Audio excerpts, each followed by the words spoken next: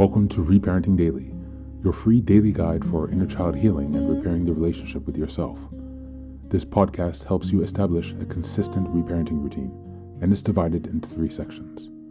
The first is a daily reading, the second is a discussion of that reading, followed by suggested journal prompts, and the last section is a peaceful binaural beats meditation for closing. Good morning, good afternoon, and good evening from whenever and wherever you're joining us. I'm so glad that you can join us for this journey of self-expansion. If this is your first time, welcome. As a celebration of completing our first full year of Reparenting Daily episodes, I've opened a free membership tier for the Patreon community so that you can access more resources and join weekly Zoom calls for free. I understand there's a lot going on in the world right now, and I know that many people are really struggling.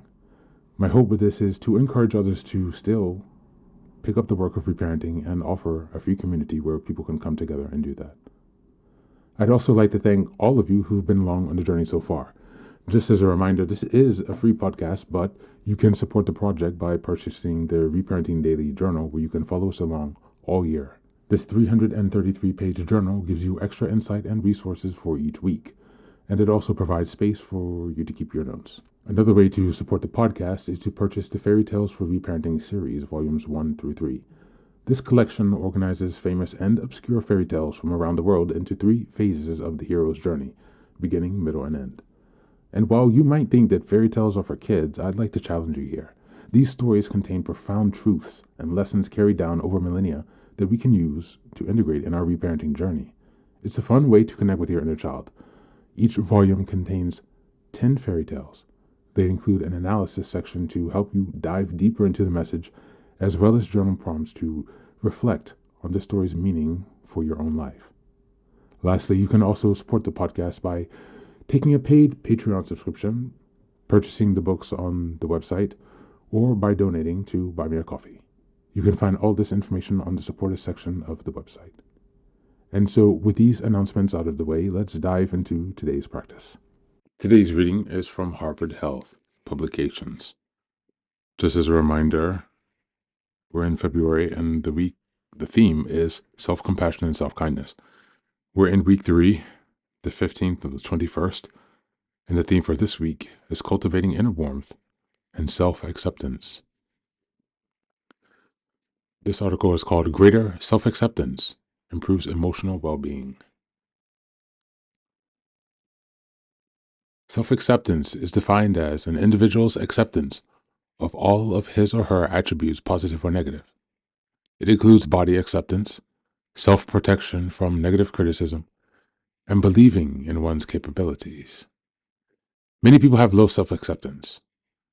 There can be many reasons for this, but one widely accepted theory is that because we develop our self-esteem in part from others appreciating us.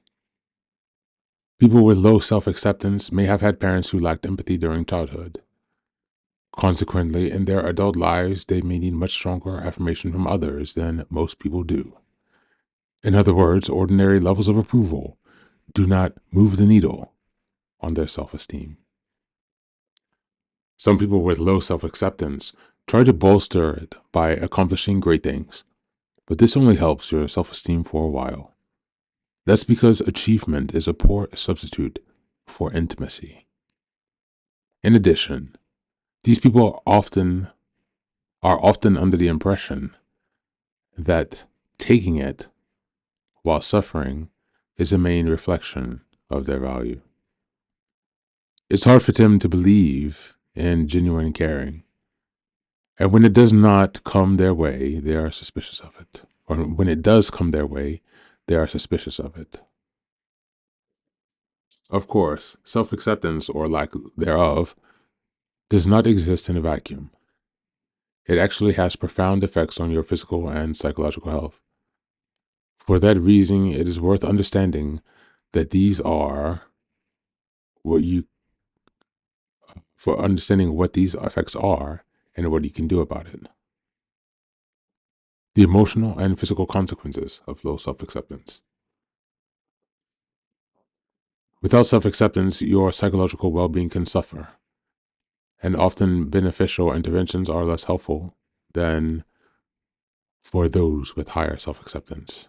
For example, mindfulness practice can help many people reduce the impacts of stress. But when you cannot accept yourself, it becomes less effective.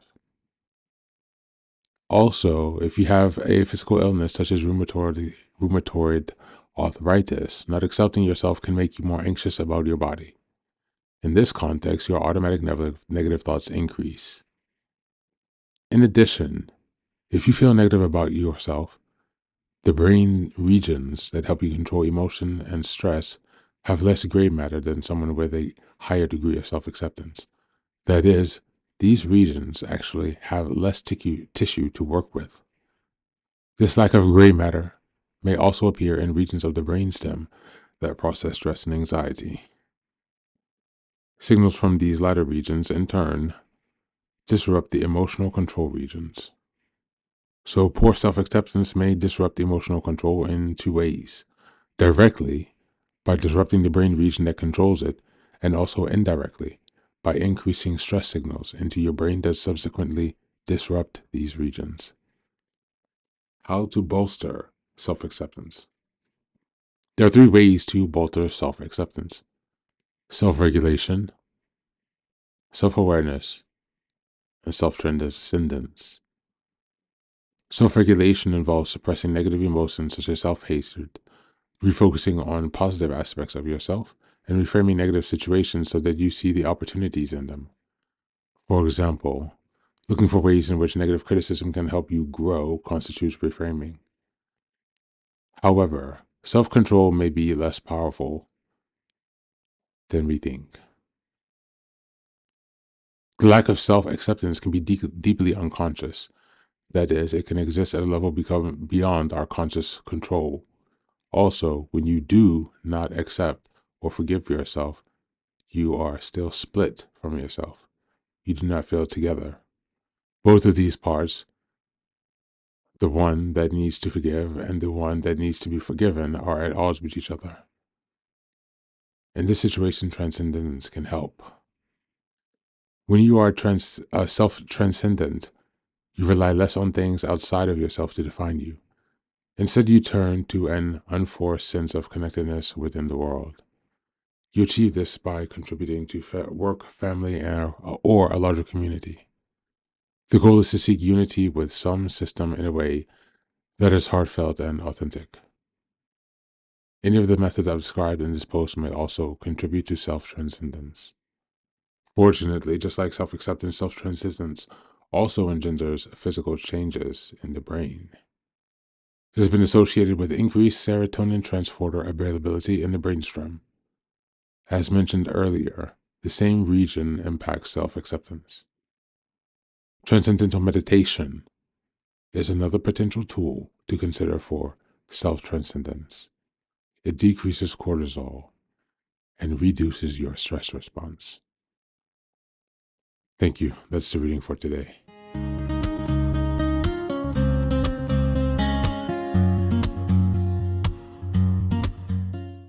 Welcome back. Self-acceptance is crucial for reparenting because it addresses the deep-rooted patterns of self-rejection often formed in childhood. As the article explains, many people with low self-acceptance experience a lack of empathy from their caregivers, which taught them to seek self-worth through achievement or external validation rather than genuine self-compassion. Reparenting involves healing these wounds by learning to accept and nurture ourselves unconditionally, just as a loving parent would. Without self-acceptance, even powerful tools like mindfulness become less effective because negative self-talk and self-criticism block their benefits. Additionally, low self-acceptance can disrupt emotional regulation in the brain, increasing stress and anxiety. Through self-regulation, self-awareness, and self-transcendence, we can build a healthier relationship with ourselves, one rooted in compassion, self-trust, and understanding. This is a core aspect of reparenting, as it teaches us to provide the care and validation we may have missed during childhood. Both self-esteem and self-acceptance play a vital but distinct role in how we feel about ourselves. Self-esteem reflects how we value ourselves, how worthy or capable we feel, whereas self-acceptance is about embracing ourselves fully, flaws and all. High self-esteem without self-acceptance can feel fragile as it often depends on achievement or external approval. Without self-acceptance, we may chase accomplishments but remain dissatisfied because we are still rejecting part of ourselves. Conversely, self-acceptance builds a stable foundation that allows self-esteem to flourish. When we accept ourselves without conditions, our self-esteem becomes more resilient, making us better equipped to handle failure, criticism, as well as setbacks. In reparenting, fostering both self-esteem and self-acceptance helps us shift from self-criticism to self-compassion, allowing us to meet our emotional needs with kindness and patience. As we go to the journal prompts today, number 1, how has my childhood experience with validation and criticism shaped how I accept or reject myself today? Number 2, in what areas of my life do I tie my self-esteem to accomplishments? And how can I practice self-acceptance regardless of outcomes? And number 3, how might practicing self-transcendence, such as giving back to my community or connecting with someone greater than myself, something greater than myself, help me build my self-acceptance? That's it for today. Thanks for being here. As always, take care of yourself. Be well.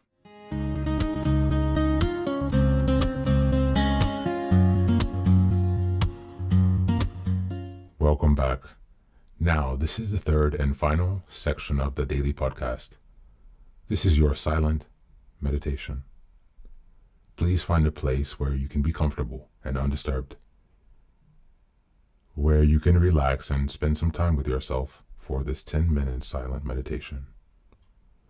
You can choose to be sitting, standing, lying down, or in whatever position makes you comfortable today.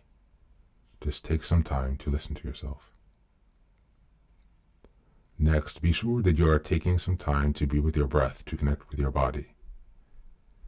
Don't be disturbed or overwhelmed by your thoughts. Simply allow them to pass. Just observe them. Do not engage with your thoughts. Only be mindful of them passing as if they are drifting down a river.